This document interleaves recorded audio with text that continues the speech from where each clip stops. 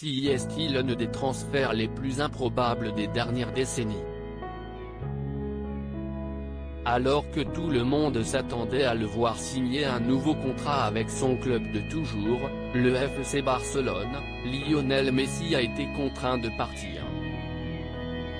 Il a alors rapidement trouvé un point de chute pour le moins prestigieux puisqu'il a rejoint son grand ami Neymar au Paris Saint-Germain.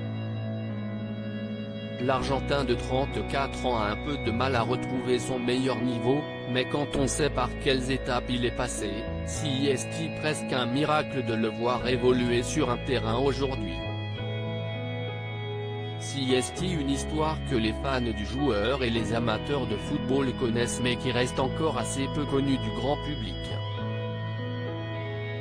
Lorsqu'il est encore enfant, Lionel Messi n'est pas quelqu'un de très sociable. Il est plutôt timide et réservé mais il est surtout très petit.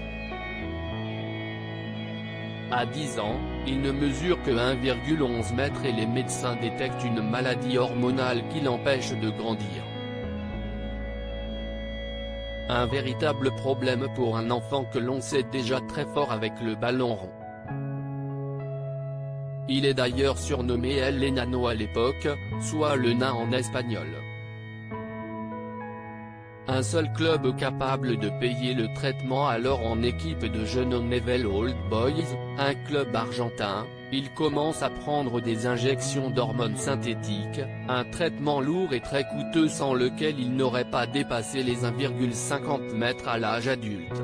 Le traitement est financé par une fondation argentine, malheureusement, la crise qui touche le pays rend le financement impossible et les autres clubs argentins sont réticents à le payer.